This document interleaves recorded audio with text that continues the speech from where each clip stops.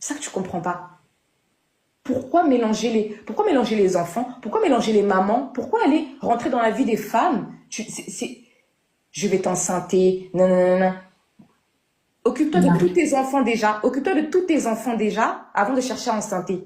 Non, c'est toi qui vas encore enceinter. J'ai encore plein de choses ici où on voit bien que c'est lui. Son numéro, son WhatsApp, son Snapchat. C'est toi qui cherches encore à enceinter les gens. Depuis là, le Cameroun même. Et juste avant. Mais pourquoi? Je l'ai rencontré sur Paris, mais il vivait chez une femme. Il vivait chez une femme. Il Mhm. vivait chez une femme, une amie. Euh, Jusqu'à présent, de toute façon, depuis 2017 jusqu'à présent, pas de maison, pas d'appartement. Donc, voilà. Pendant un an, il s'est installé à Monaco. Même juste après son mariage, il a fait venir une femme, même avec une de ses filles là-bas à Monaco. Donc, pour vous dire que, aujourd'hui, tu vas te lever pour venir dire que nous, on veut tuer Emilia ou on veut... T'as attendu personne pour faire du mal aux gens. Tu attends personne pour faire du mal aux gens. Et quand moi, je vois ces histoires, je me dis trop, c'est trop. Je parle à un moment donné. Quitte à ce que, on m'a dit aussi, là, franchement, tu t'es affiché, tu t'es rabaissé. Non, c'est pas une question de s'afficher ou de rabaisser. Mais à un moment donné, il y a des gens qui ne connaissent pas cette personne. Moi, je te connais. Je connais ton quotidien. Je connais ton habitat. Je connais, je sais que tout ça, c'est du vent, en fait. Donc, à un moment donné, je viens, je parle. Quand je commence à découvrir la personne qu'il est, c'est comme j'avais expliqué sur YouTube. Le jour où j'ai découvert dans son ordinateur tout un fichier de photos, de vidéos qu'on s'envoie entre couples, de nudes, de vidéos, de choses en fait que tu gardes pas ça. Tu peux garder des choses de tes ex, mais là c'est un fichier, c'est des milliers et des milliers et des milliers et des milliers de photos, vidéos, des captures d'écran. Parce que moi quand je l'ai rencontré, il revenait de Kinshasa, il revenait du Congo. Au Congo, il a frappé aussi là-bas. Mais moi je le connais pas quand je le rencontre. Je sais pas tout ce qui se dit, je sais pas. Donc je vois toutes ces choses-là, je suis choquée. Parce que quand je vois ça, j'ai l'impression d'être devant un psychopathe. Donc je cherche à partir. Il me retient.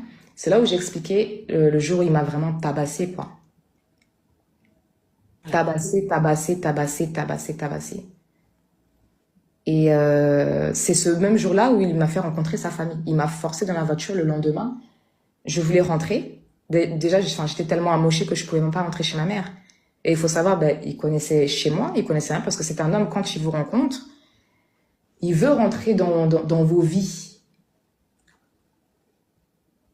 Et Je c'est vais, là où on va dire, c'est là où il y a eu le premier red flag.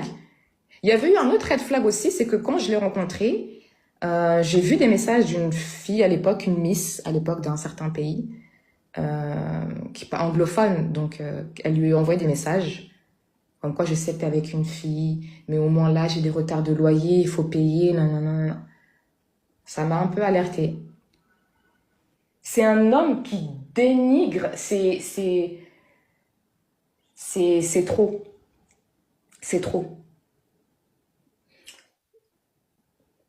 voilà pourquoi. Ça va vraiment trop loin. Et en fait, quand j'ai écouté aussi Chéra, qui a été sous dépression, qui a été sous médicaments, j'ai vécu la même chose. Mhm. Il a vécu 2, 3 mois chez moi, pas plus. J'étais sous somnifère tous les jours. Me tromper, me frapper. Quand je te fais sortir de la maison, il fait 1m92. Tu vois son gabarit. Il bouge pas. Je deviens comme une folle. Il bouge pas. Toi, un homme, tu viens, tu me fais souffrir déjà, mais laisse-moi tranquille. On a un enfant ensemble. Pourquoi jouer avec la relation, la coparentalité? Pourquoi? Chacun fait sa vie. Ah, quand il s'est marié, moi j'étais en couple, chacun était en couple. Je suis restée 2 ans. Après ma séparation avec lui, je me suis mis avec une personne, je suis restée 2 ans en couple. Mais tu n'aimes pas ça. Tu n'aimes pas revoir les gens refaire leur vie. Tu viens encore mettre ton emprise. Tu viens, tu viens. Et chez tout le monde. Son épouse avait refait sa vie aussi. Quand la personne commence à aller trop bien, il revient. Il revient. Et c'est comme ça qu'il fait, qu'il fait, qu'il fait. Pas une personne, pas deux, pas trois.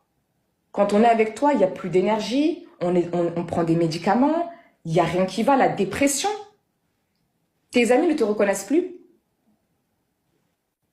Tes amis ne te reconnaissent plus, toi-même, tu ne te reconnais plus. C'est comme si ton énergie t'a quitté. Et je parle avec lui. Pas même qu'à cette année, on a marché pendant même toute une nuit. Je parle avec cette personne. Je lui explique toutes les étapes, tout le mal que j'ai pu... C'est une personne qui est antipathique. Après le mariage, même pas une semaine après, il est venu sur Paris, il a fait venir une femme chez lui dans l'appartement où il était à Monaco, où il y a eu des loyers impayés, un appartement qui a duré 1 an. Il a fait venir une femme là-bas avec une de ses enfants. Et toutes tes copines, tu les présentes à tes enfants. Qui ont une bonne relation même avec l'épouse. Déjà, il y a un truc qui est un peu malsain. Déjà, c'est malsain. Mais dans tes mensonges, quand tu dragues les gens, moi, tu as voulu me mélanger, il n'y a pas de problème. Même juste après ça, on s'est parlé, il n'y a pas de souci. Mais il a été trop loin. Là où moi je vis, tu ne viendras pas mettre ta tête pour dire que c'est toi qui vis ici, venir me dénigrer, parler mal des gens, parce que c'est comme ça qu'il fait. Quand l'histoire sort et quand je vois en plus qu'il menace,